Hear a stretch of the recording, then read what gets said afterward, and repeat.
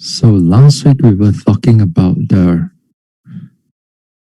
characteristics that they are when the mind is sharp, when the mind is penetrative, then you see the three level of the characteristics. And now share the screen better. Can you all see now? Sabawa Lakana, okay. Yes. Now, here last week we were talking about these three level of characteristics in every reality object, every ultimate reality, whether you call the ultimate reality as nama rupa, or you call the ultimate reality as 5 aggregates, or 6 sense bases, 6 internal bases, 6 external bases, or you call it you want to call it the 4 if for the materiality, if you have the earth element, wind element, fire element, water element, hardness, softness, those things, they are also characteristics. So all of them, all these characteristics, they have these 3 levels. Depending on how sharp and how strong your clear comprehension and how penetrative your clear comprehension, then you will only see the level of the characteristic depending on your strength of your wisdom. So it will not show you everything at one go. As I said, they will show you, all these characteristics will show you when your mindfulness and your sampajanya and your wisdom factor becomes stronger. So all these 3 characteristics, for sometimes some yogis are very slow in the sense that they see one characteristic, their mind cannot sustain it, and they keep on lost its object, due to hindrances coming in, and then you cannot see the true nature of things as they are. So seeing things as they really are, is to see into these 3 characteristics. You see into these 3 characteristics, and also in the sense that with these 3 characteristics, the 3 levels of characteristics, it will come with conditioning also. That means it comes with condition. Although the condition is also another form of characteristic, but during the practice, you will see that this individual characteristic or this formative characteristic or universal characteristic, they are influencing each other. They are make it to disappear, make it to arise, like dependent origination. Then how they come and how they go, it's all also you are seeing into the characteristic and how all of them are interacting together. So these 3 characteristics is where your vipassana develops. So you develop your asamoha, especially the asamoha, sampajanya, where your mind is really penetrative into all this true nature of things as they really are. Now, this is how you're going to practice. This is all these things is the day 1 you start your meditation. I mean, really start your meditation, not the type of meditation that you are just tito play only. This is really serious stuff. I mean, this is for the sake of enlightenment. When you really go into a retreat, you really put your mind into it, you put your heart into it. You clear all your schedule, all your other things in life, all your responsibility, and you become a full-time meditator. Whether you are a monk or a nun or whether you are a meditator, doesn't matter. You put your whole time into it, then only these things will appear to you. It's not just like you do it like every just take it non seriously, you know. So this is something that is to be seriously developed. Then only we can see these things. So these things again, due to its seriousness and due to its, you have to put in a lot of mental effort, a lot of continuous effort, continuous mindfulness. Therefore, a lot of people don't have this quality, this area, this quality. When you don't have this quality, then vipassana feels like a burden. It's a very difficult path to practice. It's a very difficult path to practice. In a way that it is a difficult path to practice. But it can be done, not to say cannot be done. All these characteristics can be seen. It's just that you have to put your heart into it. You put your heart into it, then only all these things will arise. Yeah. I have not seen one yogi who, he take these things lightly and then they get all these things. No, you don't. You can talk about it. You can have conceptual understanding about it, but experiential understanding, empirical understanding, you do not have. You do not have. You will only have it if you make it your mission, part of your mission in life. Then perhaps you can see these things. Now, here as I said, when the Buddha says that the seeing things as they really are, yatha bhuta jnana dasana. So these things, seeing things as they really are, is exactly seeing all into this true nature of these characteristics. All the objects of the vipassana is to see things as they really are. That means you are directly face to face, right in front of it already.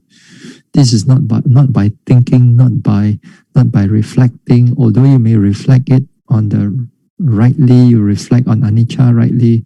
These are not seeing things as they really are yet. You are reflecting things, yes, correct, on the correct path, on the correct thinking, correct view, but not seeing things as they really are. Seeing things as they really are is when you actually come into the characteristics and see how they change, how they arise, how they pass away, how they are beginning, how they are middle, how they are ending, how they arising and passing away. These are the characteristics. Now, to talk about it a bit further, I need to go back to the sampajanya. I need to go back to the sampajanya because some things I want to remind everybody, and I find that it's always important to remind everybody. We go back to this sampajanya again. All right. You see the sampajanya, right? Okay. Good.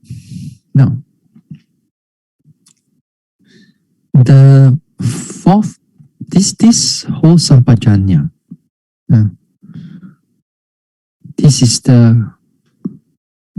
the crucial part where whether you're actually doing vipassana or not.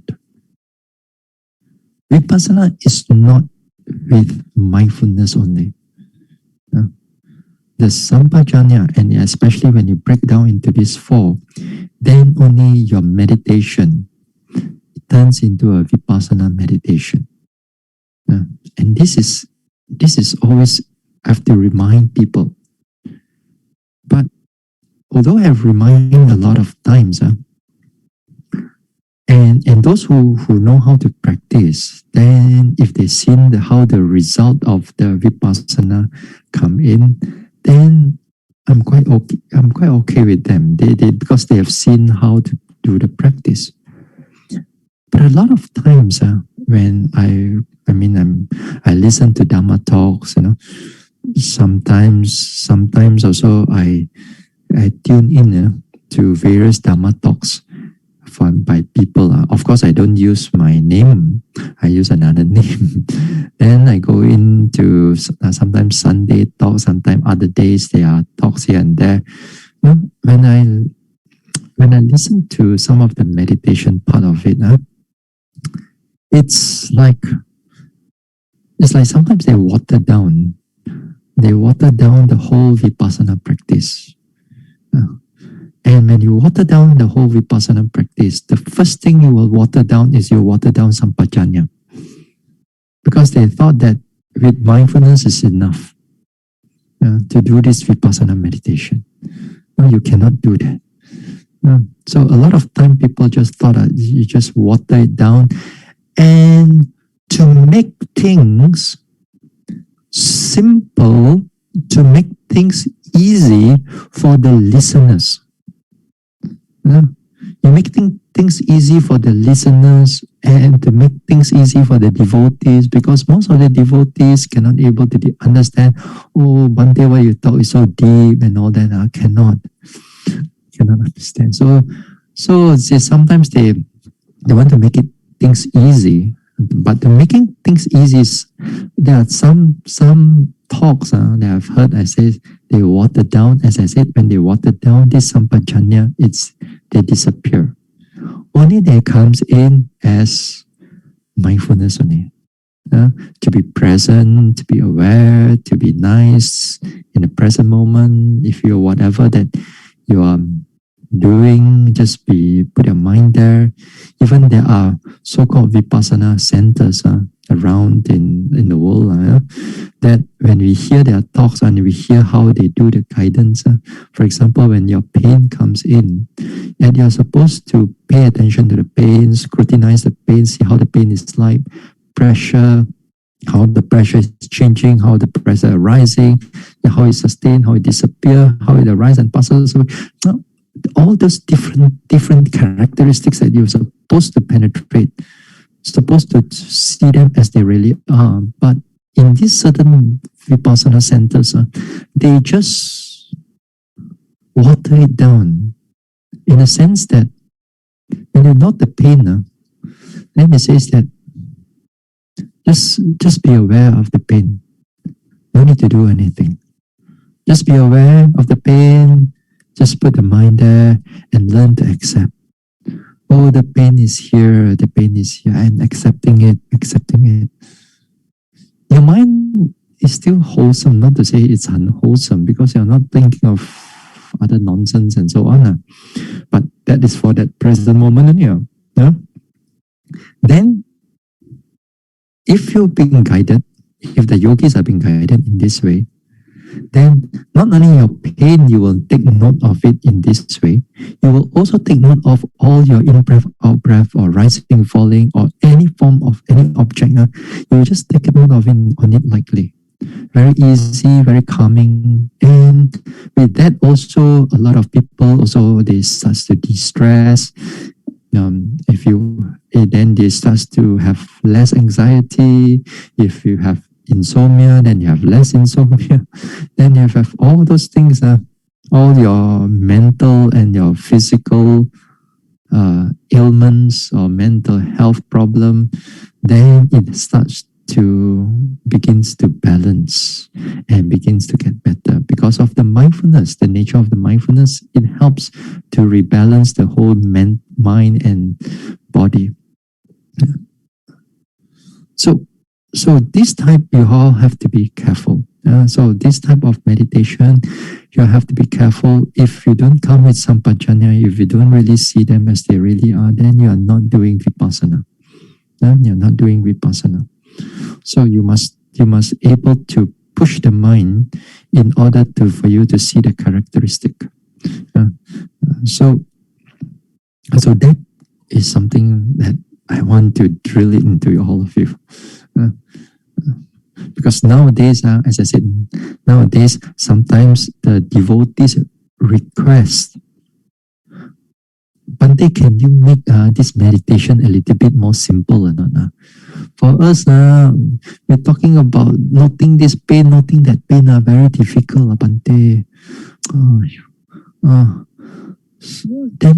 then for me, I don't budge. I don't like, okay. So let us do more simple meditation. No, I cannot do that. I cannot do that. But I've seen some lay teachers, and I've seen certain monks or certain nuns. They do that for the sake of the devotees. For the sake of the devotees, because that sometimes you will see that the devotees have certain problems and so on, mental problem. Then you start to bring down the meditation one notch down in order to satisfy the devotees. Not to say I do not know, don't do that, I do that on a personal basis. Sometimes there are yogis, you want to ask them to go further, but they got mental issues, and you need to settle that issue first before you go higher. So that time, mindfulness practice will do. But I don't do this in a retreat. I don't do this in a retreat, because if I do this in the retreat, then I'm watering down the whole vipassana meditation. And because of that, this vipassana, because of its strictness, in the sense that you need sati and sampajanya, and you need that strong effort, then over the years that I've seen, I'm teaching or I'm practicing, but also I see other teachers are teaching. I notice that there will not be too many meditators. This because this meditation is difficult.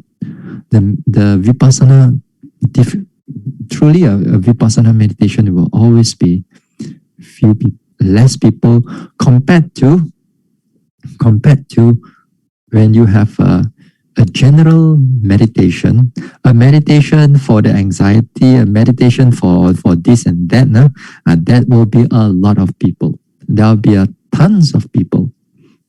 But really for vipassana meditation, you really have to see into the pain, the feelings, and so on. Not many people. Maybe 30, 40, or we say, oh, so many yogis already. 30, 40 for other form of meditation is just very easy for them. Sometimes their meditation come in hundreds of people. So as I said, this is important. I need to really have to drill it down to all of you.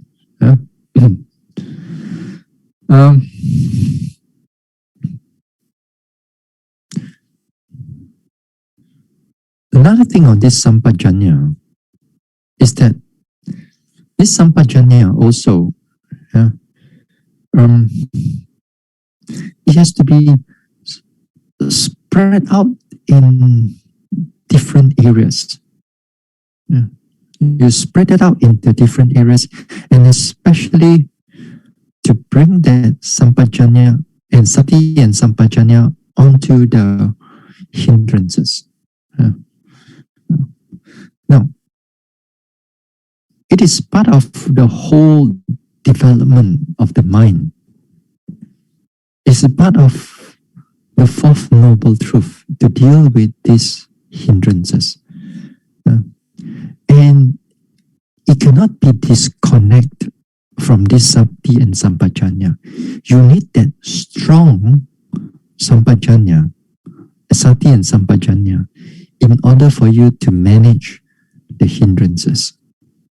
We're talking about the meditation level right now. We are not talking about the 5 hindrances, especially on the everyday type of the type of how you deal with this sensual desire in the everyday sense. But we are trying to deal with it in the meditation sense. And the following 1 or 2 or 3 talks, when we're going to deal on these hindrances, it is I'm tuning it to the meditation sense. Of course, in a certain sense, I will also take a little bit how we can deal with it on the everyday life, which also in a way it is important, But but I find that dealing with it in the meditation, it's really crucial because I've seen that when yogis meditate, one of the biggest block for them is the hindrances. It could be due to pain, which is they totally dislike the pain, whereas the pain is the front, the behind is the ill will or the anger towards the pain. So this is one of the problem. Or another one is this restless mind. The mind thinks so much that after a while they cannot meditate. Or a lot of sleepiness. So much sleepiness, they truly give up. They don't want to come back into meditation. Then some of these things I've seen it, and I find it that there are many yogis, they fall out from this vipassana practice. Now, in a retreat, while you are doing in the retreat now, if you can bring about the sati and sampajanya to a level that you can able to notice the characteristics, whether it's the individual characteristics or whether into the arising, sustaining, or disappearing, or beginning, middle, and end, and when we begin to see all these formative characteristics more clearer, then during that time, I think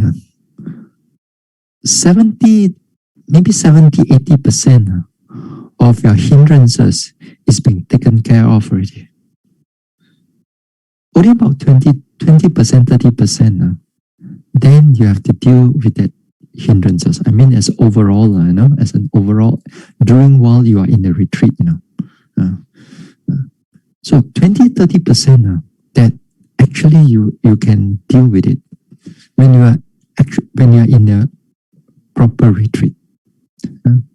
We are not talking about first few days. We're not talking about the first few days where your sati and sampajanya is not coming to a continuous level or more of a penetrative level. If your sati sampajanya has not come to that stage yet, then that time you'll be bombarded with all kinds of hindrances. All those hindrances will come in. That you all know. That those who have been doing in the meditation, you have seen it before. But with the sati and sampajanya, as they come in, you find that within an hour of sitting, you find that there's not much of a thinking, not much of a sleepiness when the mind is in the optimum level. No, you maybe have like 20-30% of the sitting time that you have to deal with the sloth and torpor or the restlessness. More or less, the 70% you can actually able to meditate, which is good. Now, why is that you have that 70% of that mindfulness and sampajanya is coming in, and then you have less hindrance? It is because of that continuity of that mindfulness and the clear comprehension. Because of that, because they are continuous, therefore the hindrances doesn't have a chance to come in. That's why you don't have to deal with the hindrance so much. But nevertheless, the sati and sampajanya, the mindfulness and clear comprehension, the penetrative state of mind, they are subject to anicca, and it will still drop. When it drops, then the hindrances come in. At that time, We must learn how to manage them. And we have to learn to manage them. That time we must have the skills in managing these hindrances. In the beginning, for first few days of meditation, don't try to apply the skills in trying to manage the hindrances. You will fail because your core, your sati and your sampajanya is not powerful. It's not strong. Say first few days, your sloth and torpor come in. You try to go and note the sloth and torpor. What do you get? Yeah. So you feel if you have a lot of thinking mind, you try to go and note the thinking mind. What are you going to get? You're going to have more thinking. So the first few days, we don't try to deal with the hindrances. You let the hindrances go first. Don't try to be a hero. In the first few days, is that when these hindrances come in, you try to, you're aware of it, not to say that you don't aware of it. You're aware of it for a short while. Put the mind aside. Go back to your rising, falling, go back to your sitting, touching, go back to your walking. If the sitting cannot, then come out and do walking, do the steps and do the lifting, pushing, dropping, or whatever. Don't try to go and not face to face with it. You go face with it, you will fail. You will fail. So you must know when to deal with it.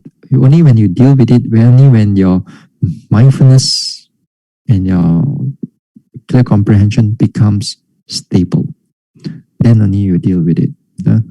So a lot of times yogis, they thought that just these hindrances, they have to go fight with it.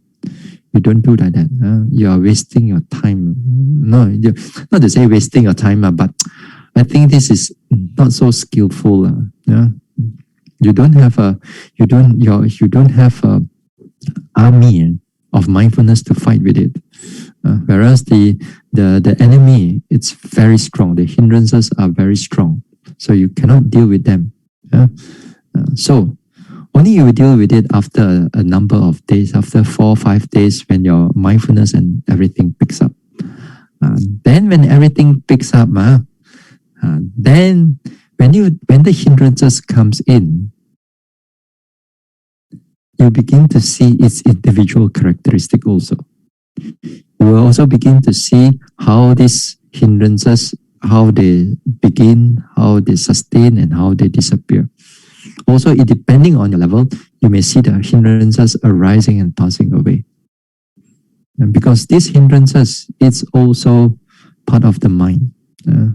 So it is important for us to understand them. Now, many times in the past, talk I have mentioned, yogis must have three skills when you want to do vipassana meditation. The first skill is that you must know how to develop your mindfulness and your clear comprehension.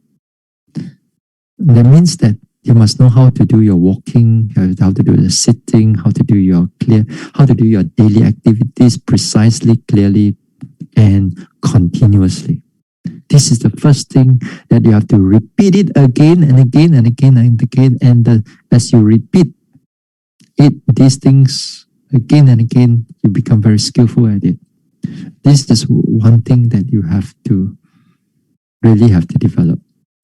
Now, the second thing that you have to develop in your practice is the skill of overcoming the hindrances. Overcoming the hindrances, you cannot do it with any way that you like. You have to do it with the way of satipatthana, or the wholesome way, or the wholesome, skillful way, not the unskillful or unwholesome way. If you do it with wrong way of doing it, that means let's say for example, if the sleepiness is there, then you don't like the sleepiness. How come the sleepiness is keep on coming, attacking me and all the time? Then because of you don't like it, you want to suppress that sleepiness and the drowsiness away. Then this is what I call unskillful, because behind it, you are using anger, you are using aversion to try to overcome another defilement, another sloth, and another hindrance. Then something unwholesome, you want to overcome something, another aspect, another object which is unwholesome. Then you will fail. Every time you will fail. So you have to use a wholesome mental state to overcome an unwholesome mental state. Then that will be skillful. And because we are doing into the vipassana, then we bring in the sati and the sampajanya to overcome these hindrances. Because this too is a wholesome mental state. So you must know how to be skillful in bringing that. And because we want to use this sati and sampajanya, in order for us to overcome it also, at the same time, you see the individual characteristic of the object. And also at the same time, because you are seeing it as they really are, then your sati and sampajanya also increase. And because it's a feedback loop, as I said last week. Yeah. So you are using the hindrance as your stepping stone for more mindfulness and sampajanya to come in. And also the skill of overcoming them. And with the skill of overcoming that, and if you know how to do that, then it gives you that faith, it gives you that confidence that next time if you encounter again with these hindrances, then when you have those skills of overcoming them, then you find that your vipassana is more expanded. You are not afraid of this thing come in or that thing come in. Yeah? Your mind is so much more stable that because of your previous skills that you have, then you can apply it to overcome it. So generally, we say in this way, because these hindrances, they are also very cunning. You thought that you can win this time. After that, next time they change it another way. Then your kung fu has to be flexible enough. If you have a one track mind and all that, you don't know how to deal with this, then you also sometimes you may fail also. So your mind has to be flexible, has to be open to deal with this type of hindrances. And the next few days we're going to talk about those things. So another thing is that for a vipassana meditator is that you must know. The third thing is that you must know how to balance the states of mind. You must have to balance that noting mind. This noting mind of ours, because when you are noting all your objects carefully, you're looking into all these characteristics, how they arise, how they pass away. Sometimes the mind can overdo all these things. He sees something already, for example, and he notice something. You want to notice it further somehow. You want to drill into it. Then is where after a while your mind goes into haywire, go into tension. Or sometimes some people want to concentrate it on it very strongly, and then also it's go haywire. If sometimes the conviction becomes listen to something and then your wisdom is not sharp enough, then you become overconfident. When you become overconfident also, it also becomes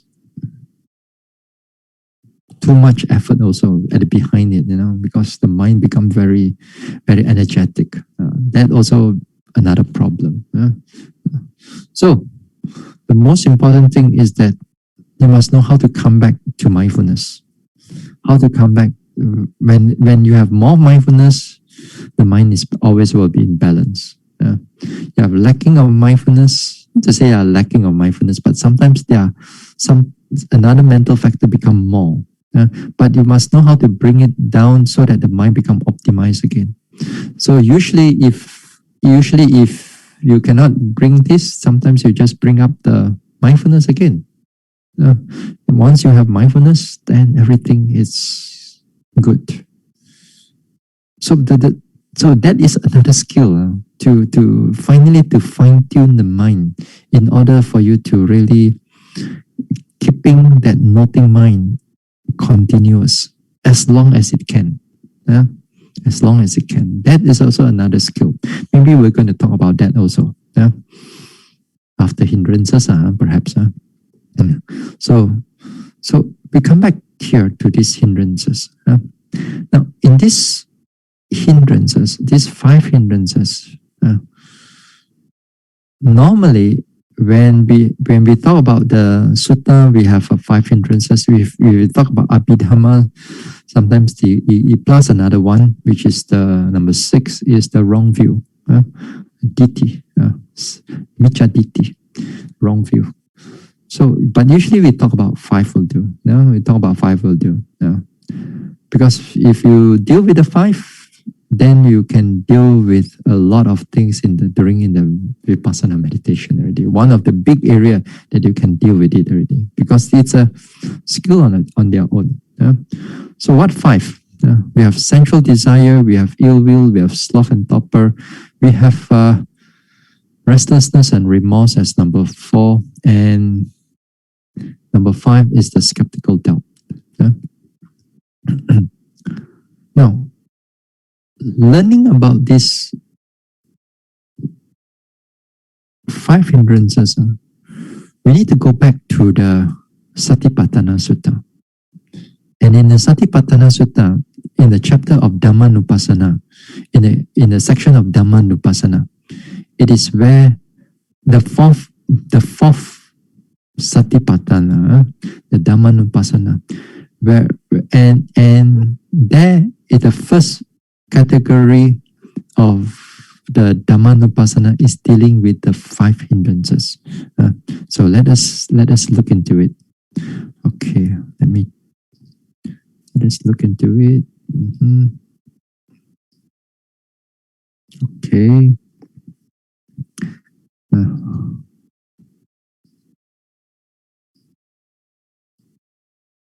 Okay. Can you see the 5 Dhammanupassana Satipatthana? All right now. Okay. This is the first part of the Satipatthana Sutta. The first part of the Dhammanupassana Satipatthana, which we find it in the Satipatthana Sutta. Now, here, one of the things is that in this sutta is that it shows you how to pay attention. It shows you that it shows you that the hindrances needs to be take note. You have to pay attention to the hindrances when they becomes prominent to you. That means become clear to you. Now, in this one, you will see that take for example sensual desire. All right, take for example the sensual desire. There is sensual desire in me. That means you are seeing the sensual desire as they really are. That means when the sensual desire arises, you take note of it as sensual desire, or desire. That means you begin to see into its characteristic of the sensual desire. There is no sensual desire in me especially when you're practicing, while you're practicing, normally we don't think about whether when the mind is in the optimum, when you're noticing arising, falling, changing and all that, normally we don't think about there's no sensual desire in me. Normally. We just let the mind flow and the noting just flow. There's no sensual desire in me. Usually what we see is that before that you have sensual desire. Before that, you notice the sensual desire. Then after that, you do something about it. You skillfully apply you skillfully apply your mindfulness or your sampajanya into it. Then sensual desire disappear, or there's no sensual desire at that present moment. So at that time, you will see a contrast between before that there was a sensual desire, and after that there was no sensual desire. And when you have those things, you find that when the contrast is there, then you find that how freeing the mind when it's have no sensual desire. Yeah? That also you take note. It become obvious. It become obvious. It become quite prominent during that time, when there's no sensual desire. But because of the wholesome mind is taking over the sensual desire, and you see, and it becomes prominent that time. So this time it become prominent. So when you have seeing a contrast of when there's sensual desire and there's no sensual desire. So this is one thing. One thing, two things. He also understands how there comes to be the arising of unarisen sensual desire. So this is the third thing. The third thing here, it begins to see the condition.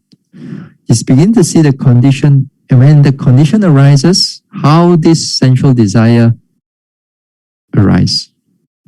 And then here, when a yogi becomes more skillful, then it begins to notice that sometimes there are certain thoughts that arises. For example, a certain thought that arises, then he noticed that, oh, sensual desire arises together with the thought.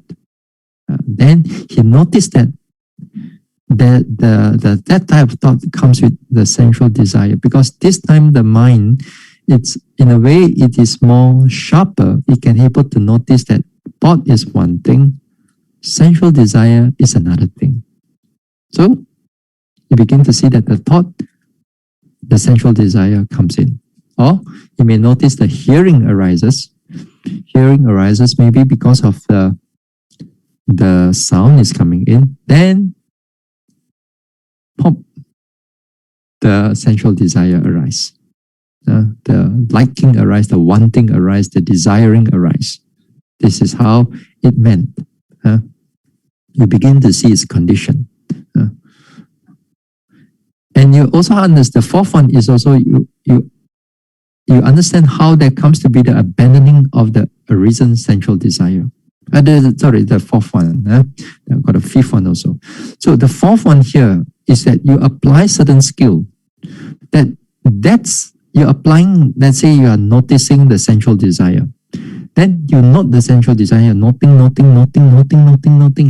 Then you see that slowly the sensual desire disappearing, getting weaker, and then you see that how it's being abandoned, or how the desire disappearing. Or you do another way of the mind, you change the mind in a certain sense, then you see that how the sensual desire also disappearing. Take for example, the fifth one, how there comes to be a future of non-arising of the abandoned sensual desire. Here, when you notice that when you have that sensual desire early on, then after that it disappears. Then after that you continue on. You continue on with your practice and so on. Then you notice that when your mind is strong, then you see that this sensual desire doesn't come in. If it future for the non-arising of the abandoned sensual desire.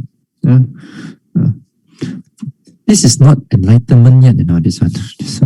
This one not enlightenment yet. Of course, you can discuss it to be enlightened when then only you talk about anagami only here. But here it means that when your mind is clear, when your mind is continuous, the sensual desire doesn't come in. That also when we talk about the spiritual faculties and spiritual powers, the pancha indriya or pachindriya or pancha bala, then we also begin to look into this sensual desire because there are, you will see that how when a certain state of mind is there, those sensual desire cannot penetrate, cannot come in into the mind stream. So you will see that how that in the future, when the mind is strong, this sensual desire also will not able to come in. So here in the ill will also the same thing, the sloth and torpor the same thing, restless mind and remorse also the same thing, doubt, the skeptical doubt also the same thing. All this, when you see a triple dot mana, is being repeated the paragraph above. So it's actually quite a long paragraph here. So in the vipassana meditation, when we deal with these hindrances, or the subject is hindrances, or subject is sensual desires, for example, you will use one of these ways, one of these 5 ways to truly understand this sensual desire.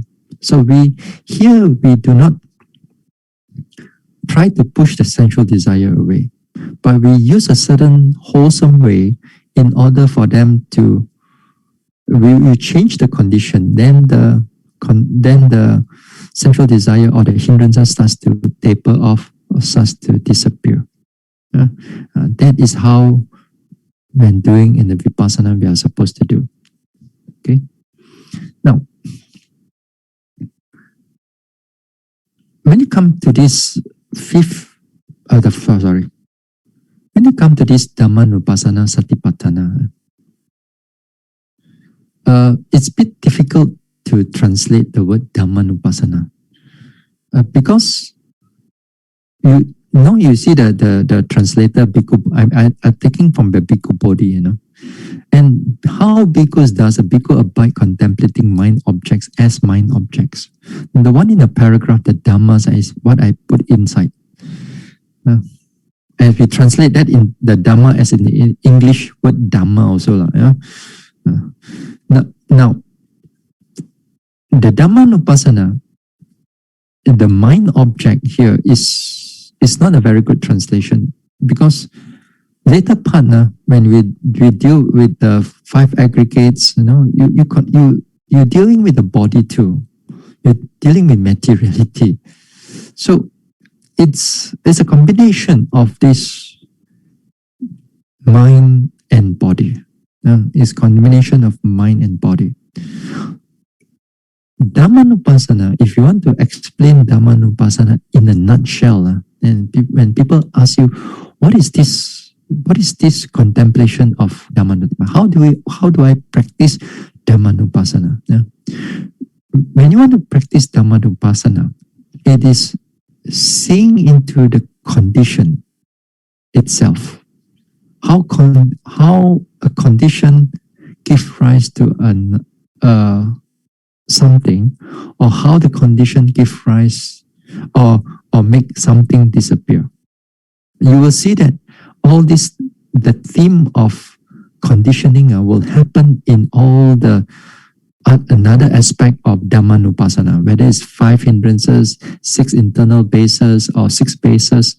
Then all this, you will see that how one thing is conditioned the other thing. Even when it comes in the 4 Noble Truths, you will see that what is conditioning what also. Like what we are talking right now here in the 4 Noble Truths.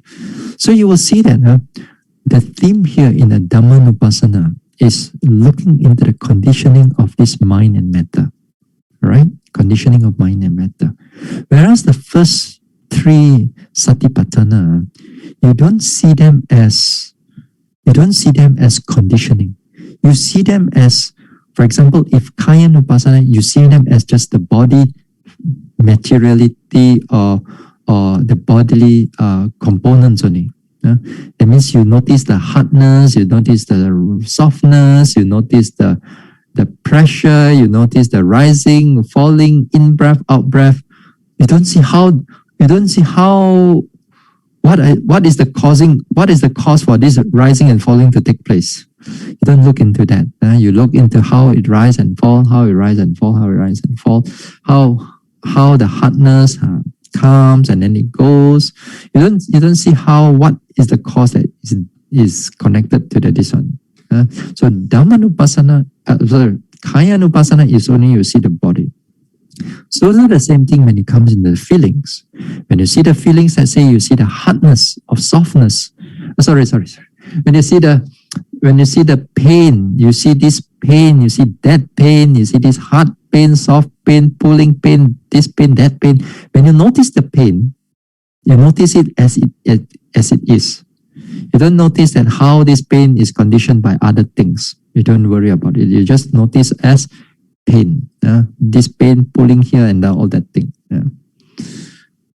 This is how you notice the Vedananupasana. When it comes to the Chittanupasana, also the same thing. When you take, for example, when you notice that thinking arises, then you notice the thinking, and especially when you are not in the story, when you're not in the concept, you are kind of like standing out there, and then you watch the mental process passing through, or one thought after another thought after another thought. Sometimes you may see one image after another image after another image.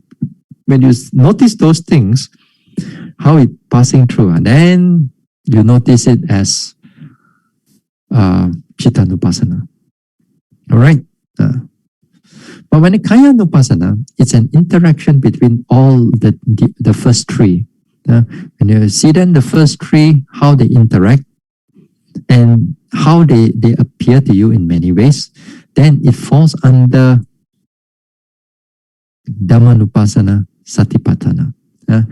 Say for example, let us take Chittanupasana and Vedananupasana.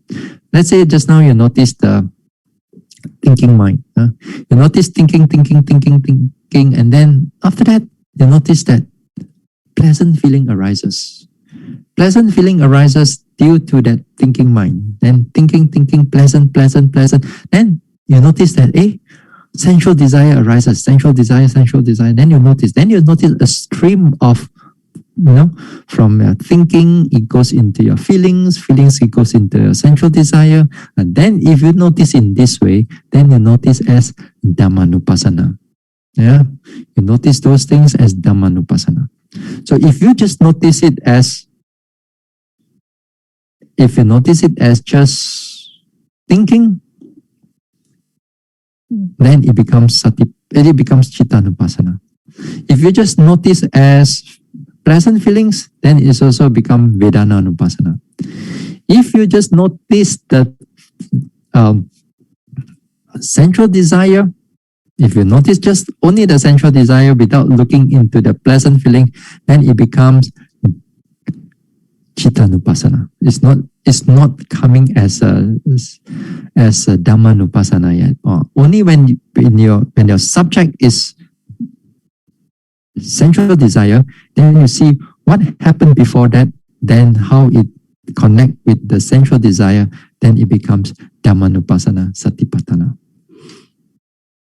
Can you understand or not? Is it?